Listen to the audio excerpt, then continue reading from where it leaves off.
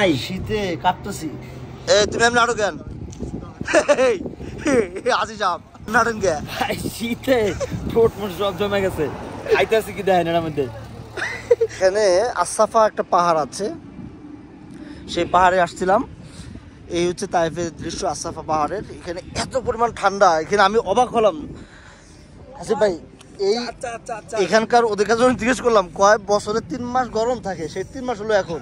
এই গরমের সময় আমরা শীতে জমে যাচ্ছি, তো শীতের সময় কি অবস্থা হয়?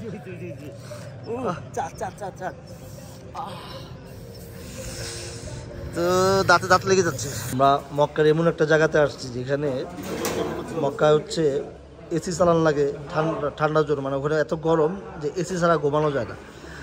আর আমরা এখন যেখানে আসছি তাইফে, এখানে এত ঠান্ডা, এসি তো দূরের কথা, এখানে এই যে হিটার জ্বালাইতে হচ্ছে, আমরা হিটার জ্বালালাম।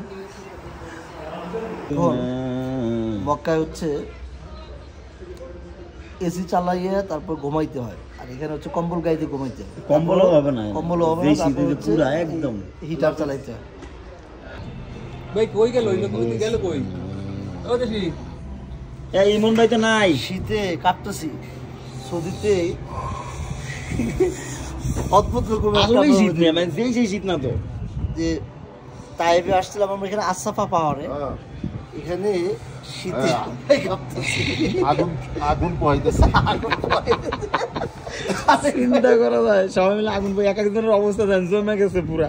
আমারটা তো আমি দেখাইতে পারতেছি না, কিন্তু আমার অবস্থা আরো খারাপ। তুমি এমনি নাটক কেন আসি সাপ এমনি নাটক কে শীতে ঠোঁট মোট সব জমে গেছে, খাইতেছি কি দেখেন এর মধ্যে।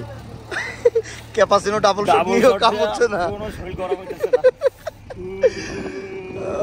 অদ্ভুত ফিল পাইলাম আজকে। আমরা মক্কা থেকে তাইফে আসছিলাম। উজবাকসামের স্মৃতি বিজড়িত সে তাইফ। এখানে আসাফা একটা পাহাড় আছে, সেই পাহাড়ে আসছিলাম। এই হচ্ছে তাইফের দৃশ্য, আসাফা পাহাড়ের। এখানে এত পরিমাণ ঠান্ডা, এখানে আমি অবাক হলাম।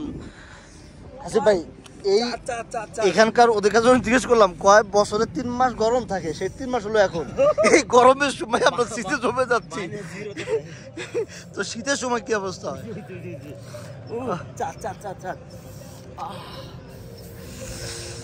তো দাঁতে দাঁত লেগে যাচ্ছে।